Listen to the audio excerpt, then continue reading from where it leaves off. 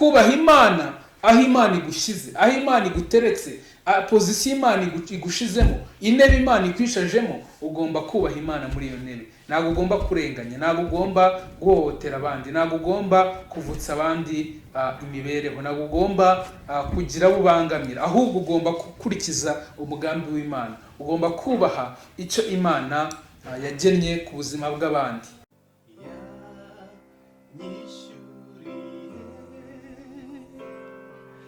Ya myenda yose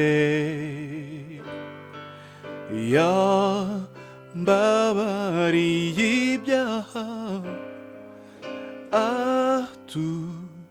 atumanira de. Yesu ashimwe cyane.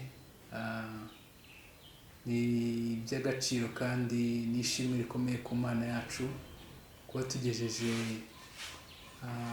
aka kanya tugihumeka umwuka w'abazima. Ntabwo byavuye mu mbaraga zacu kandi ntabwo byavuye mu bushobozi bwacu, ahubwo ni ineza y'Imana, ni ubushobozi bw'Imana, ni urukundo Imana idufitiye, ni umugambi w'Imana Imana idufiteho, yifuza kuzasohoza igihe nikigera. Icyo Imana ikuzigamiye ni kubw'icyo yakuvuzeho. Icyo Imana ikuzigamiye, niba nta n'imvugo y'Imana urumva ku buzima bwawe, icyo Imana ikuzigamiye ni kubw'umugambi igufiteho. Icyo Imana ikuzigamiye ni kubyo yifuza gukora mu buzima bwawe.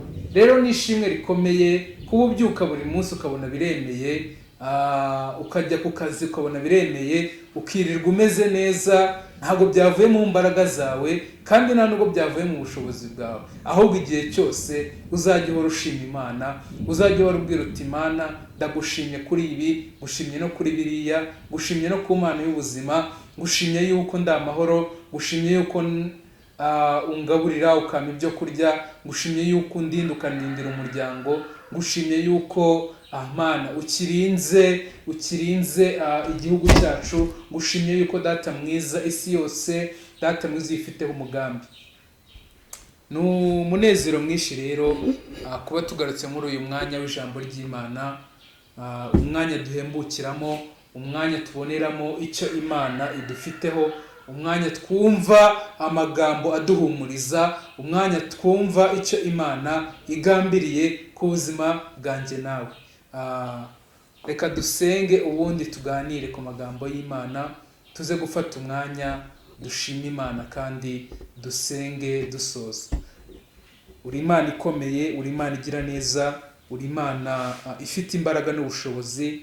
Ndagushimye kubw'umugambi wawe, gushimye Data mwiza kubw'imigisha itarondoreka uduha umunsi ku wundi uko bwije uko bukeye.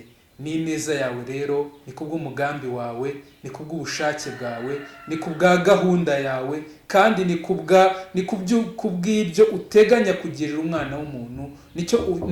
Nicyo gituma uturinda, ukatubeshaho mu mugambi wawe, ukatubeshaho mu bushake bwawe, ukatubeshaho Data mwiza tudafite ibya mirenge cyangwa se tudafite iby'umurengera, ahubwo ukatubeshaho mu bwiza bwawe, ukatubeshaho mu rukundo rwawe. Nyemerera rero uzubane natwe muri uno mwanya w'ijambo ryawe. Reka Data mwiza rihindure byinshi mu buzima bwacu kandi rikore umugambi wawe, rihindure ibyari byaranze guhinduka mu buzima bwacu.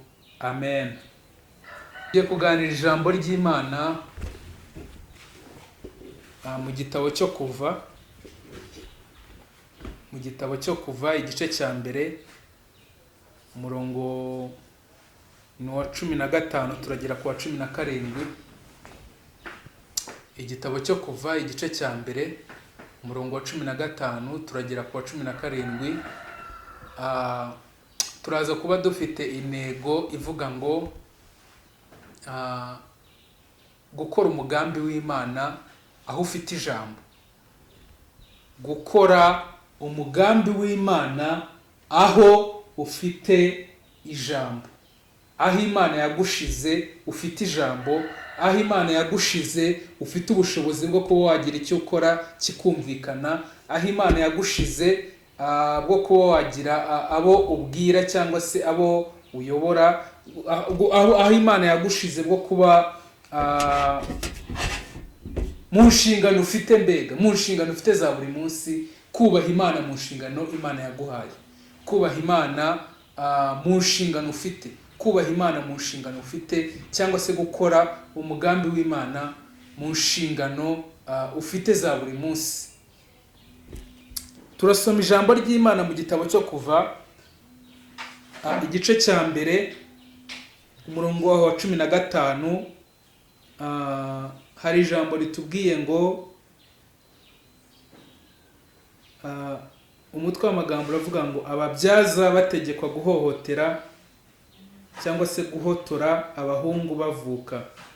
Hariho ababyaza b'Abaheburayo kazi, umwe yitwaga Shifura, undi yitwaga Puwa.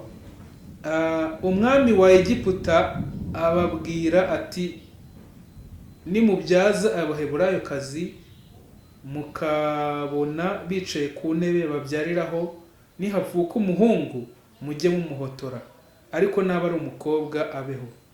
Maze abo babyaza bubaha Imana, ntibakora ibyo bategetswe n'umwami wa Egiputa, ahubwo bareka abahungu babaho. Amen.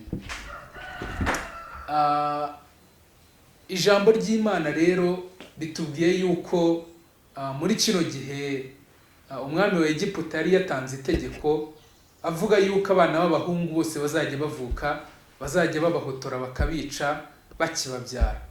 Ariko ngo hariho ngo ababyaza babiri ngo banze gukora ibyo umwami yategetse, banze kumena amaraso y'inzirakarengane, banze guhotora nk'uko babivuga, banze guhotora izo minja, abo bana b'abaziranenge, ngo ahubwo bubaha Imana, ngo bareka abo bana babaho. Iyo dusomye neza mu gice gikurikira, hari ijambo ritubwira ngo muri abo bana bari bagiye kuvuka, ngo havutsemo n'umuhungu witwa Mose, ari we amateka ye murayazi n'ibyo Imana yamukoresheje. Ariko ndagira ngo dusubize amaso inyuma tutaragera ku mateka Imana yakoresheje Mose n'ibikorwa bikomeye cyane Imana yakoresheje Mose. Iyo haza kubaho kumvikana cyangwa se kumvira aba babyaza bakumvira itegeko umwami wa Egiputa yari yatanze ryo guhotora izo minja zose, Mose ntiyari kuvuka. Mose ntago yari gukora umugambi w'Imana Imana yari yaramuremeye n'ibyo Imana yari yaramuteguriye.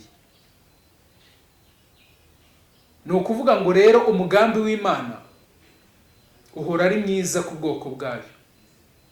Imana yararebye ibona muri abo bana b'inzirakarengane umwami yatanze itegeko ngo bahotore, ibona yuko ikwiriye guca muri abo baforomokazi nk'uko mu minsi ya none babita, ariko mu gihe cya kera babitaga ngo ababyaza, ari aba baforomokazi. Noneho ibona yuko ari bikwiriye gucamo kugira ngo isohoze umugambi wayo wo gukiza abo bana bari bamaze kuvuka, wo gukiza abo bana bari bari kuvuka, kugira ngo icyo umwami wa Egiputa yagambiriye kidasohora. Muzaniye ijambo rero rivuga ngo ugomba kubaha Imana mu nshingano ufite. Ababyaza bari bafite inshingano zo kubyaza, ariko nubwo umwami yari yatanze itegeko ngo bahotore iminja zose, ntabwo ababyaza babyemeye. Mu nshingano ufite, nubona ibyo usabwa gukora ari ibinyuranyije n'ukwemera kw'Imana, ntabwo ugomba kubikora kubera yuko uzaba ukoze icyaha. Kubaha Imana aho ufite ijambo, niryo jambo turi kuganira. Kubaha Imana aho ufite ijambo, kubaha Imana aho Imana igushyize, aho Imana iguteretse, pozisiyo Imana igushizemo, intebe Imana ikwishajemo, ugomba kubaha Imana muri iyo ntebe. Ntabwo ugomba kurenganya, ntabwo ugomba guhohotera abandi, ntabwo ugomba kuvutsa abandi imibereho, ntabwo ugomba kugira abo ubangamira, ahubwo ugomba gukurikiza umugambi w'Imana. Ugomba kubaha icyo Imana yagennye ku buzima bw'abandi. ababyaza narabakunze cyane ngo bamaze kumva imigambi yose umwami wa Egiputa yari afite, ngo bagambirira mu mitima yabo cyangwa se biyemeza kudakora ibyo umwami yategetse, ahubwo biyemeza gukiza abo bana b'abahungu. Farawo yari yatanze itegeko yuko babica, ariko abo babyaza biyemeza kubarokora. Icyo Imana rero irimo iradusaba ni ugukora umugambi wayo. Umugambi wayo ni uwuhe? Umugambi wayo ni ukuyubahisha. Umugambi wayo, Imana irifuza yuko dukora ibyo yemera. Ibyo yemera ni ibihe? Ni ubushake bwayo. Ubushake bwayo ni ubuhe? Ni ukwanga icyaha. Ubushake bwayo ni ubuhe?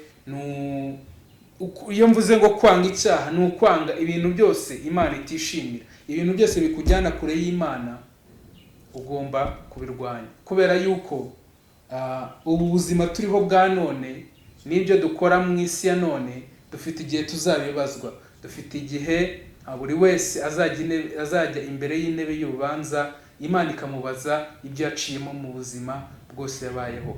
Rero tugomba kubaho tuzirikana kubaha Imana, tuzirikana kugendera mu nzira z'Imana duciye bugufi. Uri Imana ikomeye, uri Imana igira neza, uri Imana ihambaye. Ndagushimye kubwira ijambo, ndagushimye kubw'umugambi wawe. Nyemerera umugisha muvandimwe, kandi Data mwiza, ijambo ryawe rigwire mu mitima yacu, rirusheho Data mwiza kwera imbuto, mu izina rya Yesu Kristo twizeye, amen.